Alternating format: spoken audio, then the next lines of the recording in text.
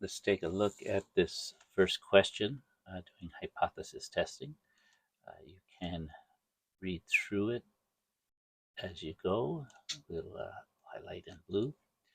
Um, what I like to do is maybe start with what is usually the A part gives us our first instructions. We're asked to test a null hypothesis that the mean is equal to 950 against a two-sided alternative hypothesis. So that's H naught. So that's saying that the mean would not be equal to 950.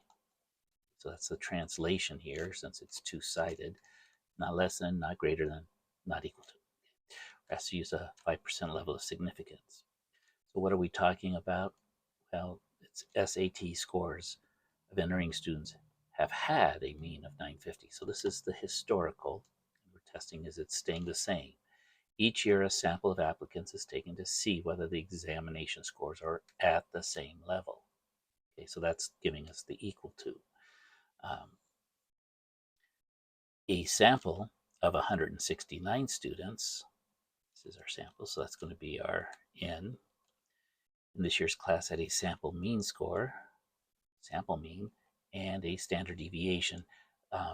We're going to assume, because the way this is written, it's the standard deviation is also coming from the sample, talking about this year's class.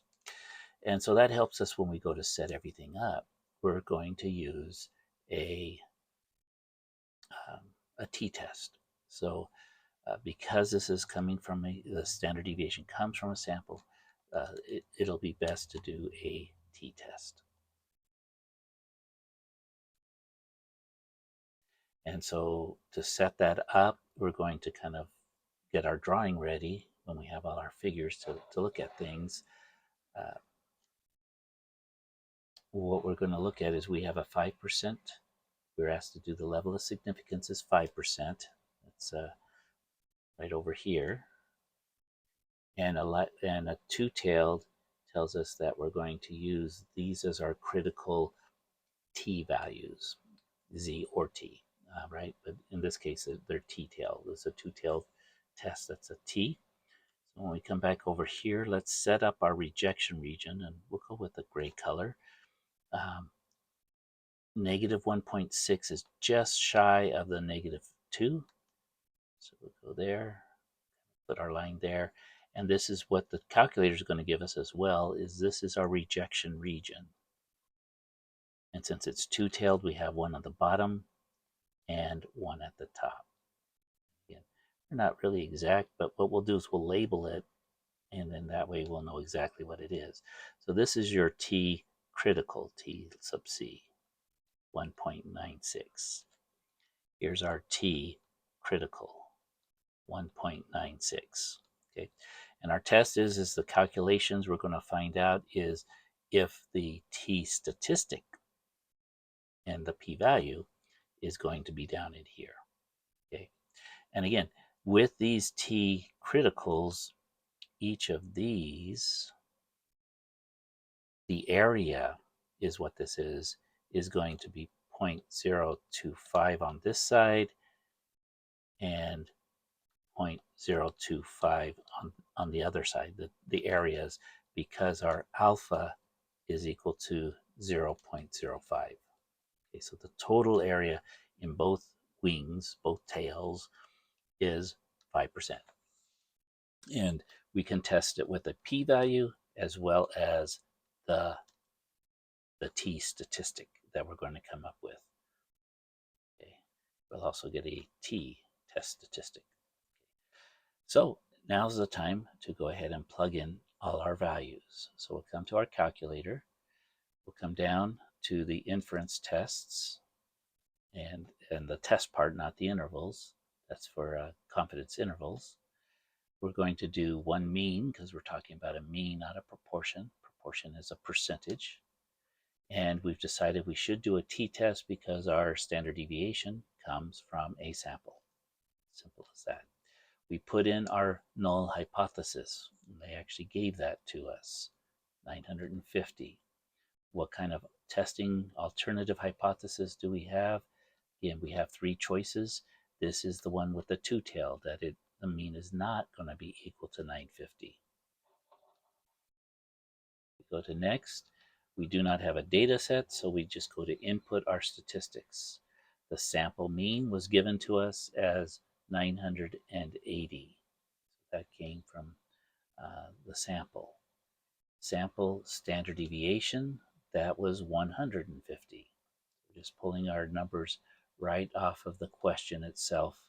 And then the sample size was the number of students that were sampled, that was 169.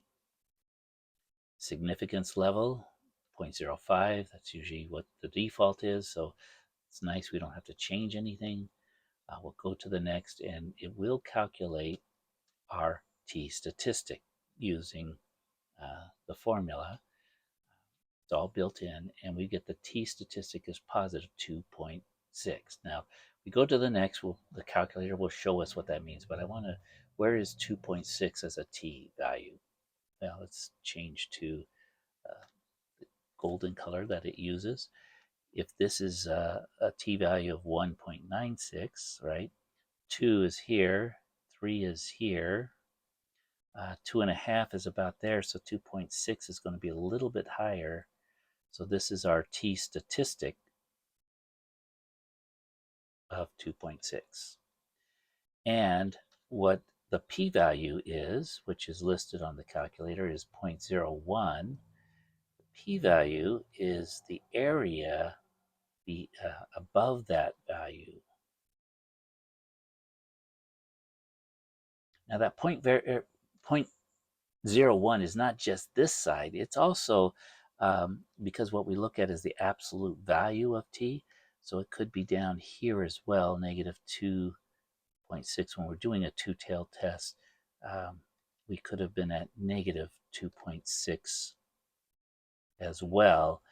And this area here with this area is our p-value, which is 0.01.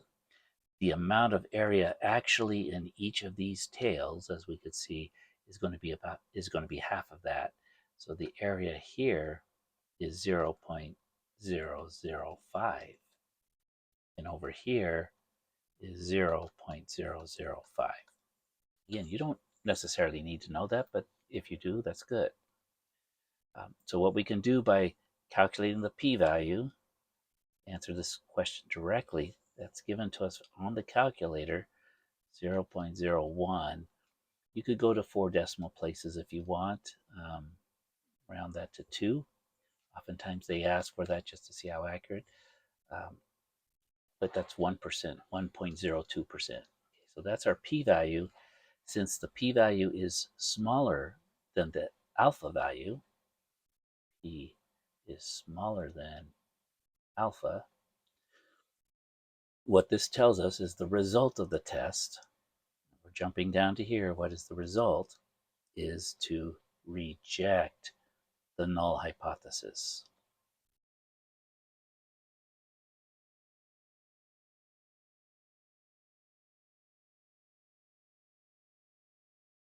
I'll just make it just reject the null.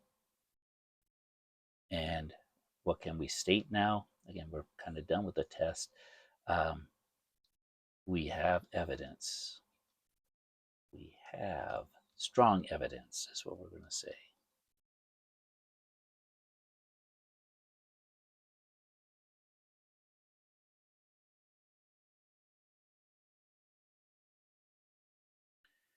That the alternative is true.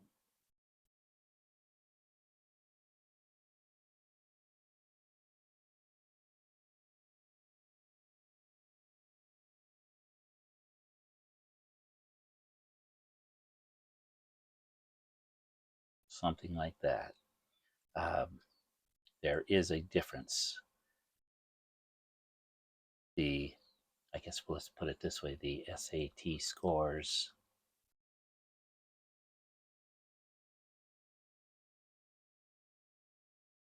up a little bit for this year.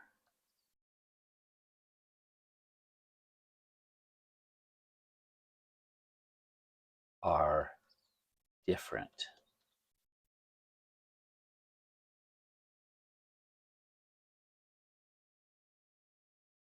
than 950. And really the crux of our statement here, we use the word different because of the alternative hypothesis, because we're accepting the alternative, which is it's not 950, it's something different. We really, because we did a two-tailed test, we cannot state that it is higher, although it is, right? But it is different than 950. What we might do is since it is higher, we might want to do a one-tailed test, but we weren't asked to do that.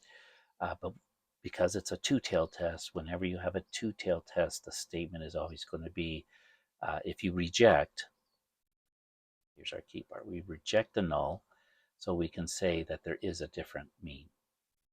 That will be what's always true when we reject. Now, if we fail to reject, we could not say, we would not have evidence that they are different.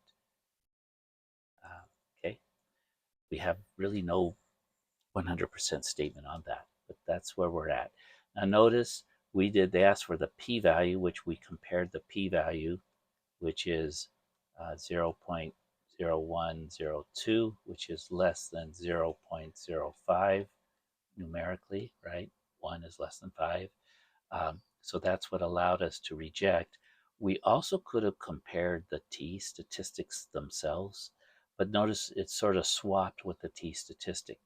Um, we rejected because the t test statistic was greater than the rejection area t value, the t critical. So if you compare these two, 1.96 is actually less than 2.6. So we are further into the rejection region, which being further in gives us less area. P is the area, T is the location of the test statistic. Okay, so hopefully that builds some better understanding. And that's really all we have to do. So here we've done this. We've labeled our tails very well. And again, what I'd like to see on your answers is this the critical values with the rejection region there. You've got that what the actual test statistic was right here. Uh, and you've got a comparison to the alpha and the p-value. Now, with all that being said, let's go ahead and come back to the calculator, and we'll see that it also does this for us. It drew the picture. We can see the rejection region here being at about 1.96. It's not, they didn't really tell us that, but notice we've got our t-value up here of 2.6, p-value, and if we zoom in, I don't know, I never saw this before, but right, it's right here. We can do plus and we can zoom in. And yes, you can see 2.4, 2.8, 2.6 is halfway between there. That's our T critical value listed up here. Not the critical value, the test statistic. That's our T test statistic. And then the p-value, the area there is smaller than the alpha. And remember, we're in half of a tail. And you can also, if you arrow over, you go to the other tail and you see the same things happening on the negative end, even though our test statistic was positive, because that's what we're working with. Okay, but when you do a two-tail, everything is split in half.